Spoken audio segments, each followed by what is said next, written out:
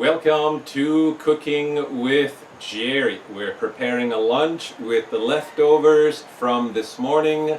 So let's go to a short video from earlier today.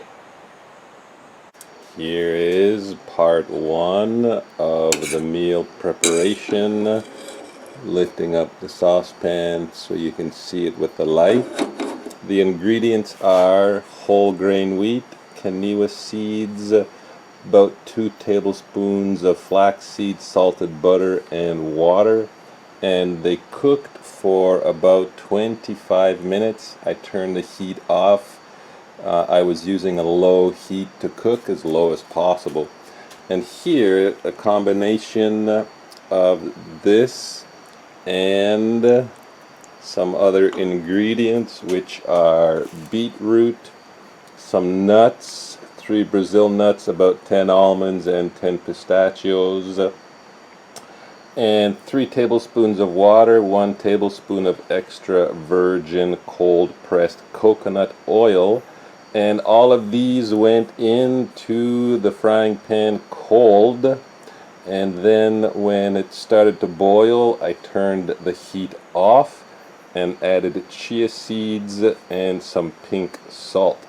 So the beetroot will have the same crunch as the nuts, which will be a nice combination. And then everything has been sitting for about 5 minutes so the ingredients can absorb the liquid. And I think important also that the chia seed has time to absorb the liquid. And the beetroot gives it a nice red color. So that's breakfast. So you saw what breakfast was. Really tasty, nutritious.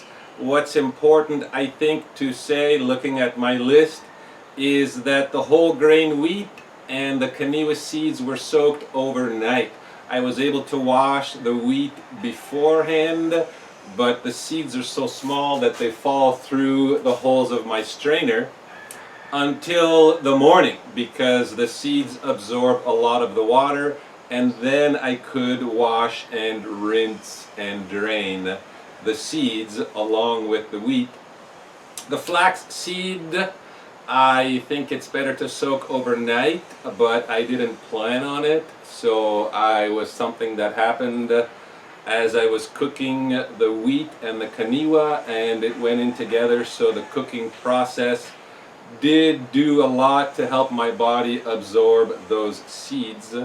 As well as chia seeds, I think it's important to soak them overnight, but I didn't because it wasn't in the plan. But I let them sit in the frying pan for about 10 minutes and they were able to absorb some of the water. The nuts, I didn't mention that they were washed, which I think is important to wash any nuts, dried fruit, seeds, or beans to remove whatever impurities might be on the food product. And that's about it for the summation of this morning. I have leftovers right here, and I'm going to add some vegetables. In the frying pan, I put about 2 tablespoons of water and 1 tablespoon of salted butter. And first that's going in is this carrot that I washed. And for the past few weeks, I've been experimenting without peeling certain vegetables, like this carrot. I didn't peel, I just have a brush, a sponge, a scouring sponge. Let me show you that I use specifically and only for my vegetables. I use this side of it, and it's because I read recently that the skin of these vegetables is healthy. Same with this morning's beetroot. I didn't peel it, I just washed it and with the scouring brush. And recent information, I barely cooked the beetroot because I found out from Dr. Stephen Gundry in one of his videos, which I recommend, he's got lots of good videos, that the beetroot, if you cook it, you change the starch into sugar, which makes a big difference when you eat it, because the cooked beetroot is already sugar, and it will affect your blood sugar level. So now I barely cook beetroot, just enough usually to make it warm. And I also will do the same with these vegetables. I don't have a lot of space with the other ingredients, but should be fine. The water is at a boil, the water and the butter, so they will cook only so long as it takes me to chop up these vegetables and add them into the frying pan.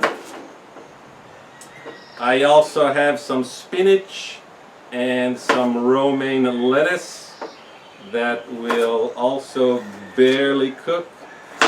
I enjoy warm meals. A lot of these foods, for example the carrot, if I were to grate it, it would cook quicker, first of all, but it could also be part of a raw salad, combining all these ingredients, keeping them raw and putting them together with the pre-cooked wheat seeds, brown rice or wild rice or colored rice if you can find it. Very nutritious. So here I am just cutting all together some spinach and some romaine lettuce. Leafy greens, really good for the body. And more recent information that I find very interesting. I have heard different numbers, but basically the number I heard yesterday was we are 90% bacteria and 10% human. And the bacteria love plant fiber. So that's why I eat a lot of plants, because if your bacteria get the necessary nutrition that they need, your whole body will be healthier.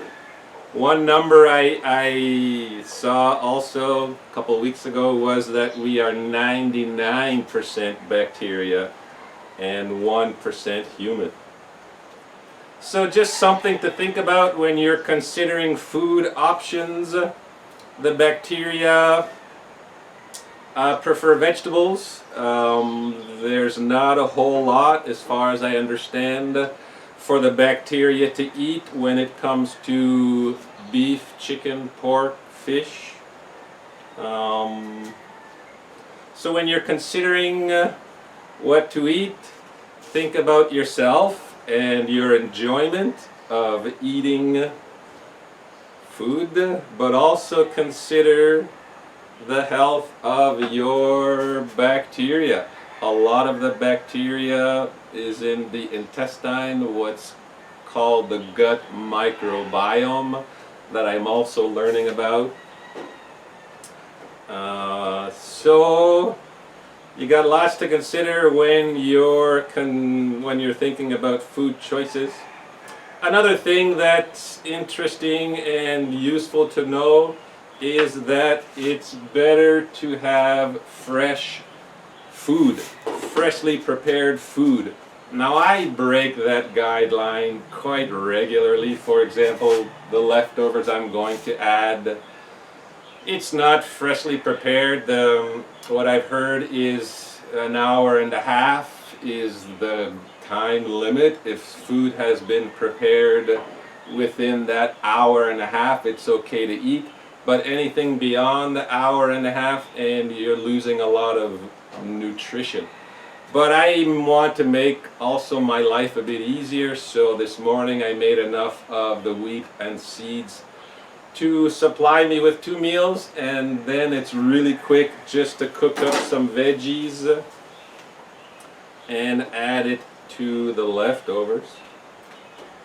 So from here I am going to add, I have a dry spoon, I have a small strainer.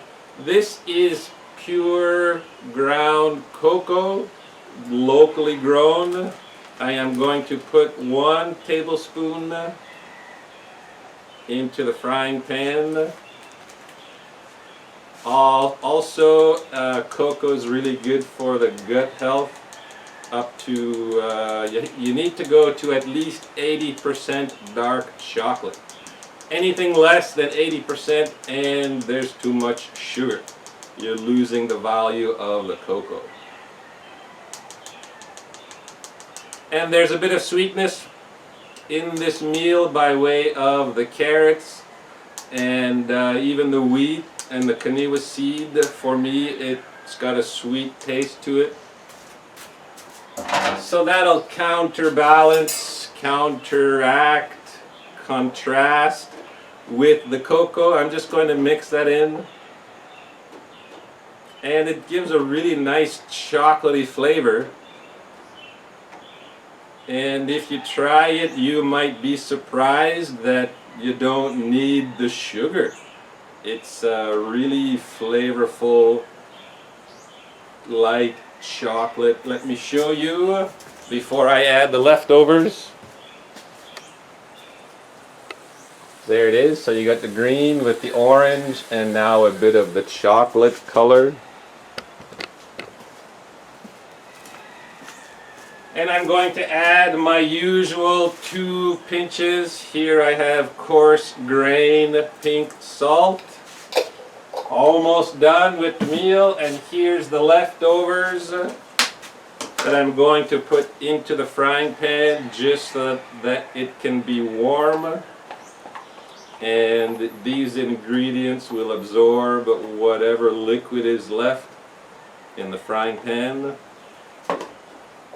Let me mix that around a little bit. I will also add an extra virgin oil.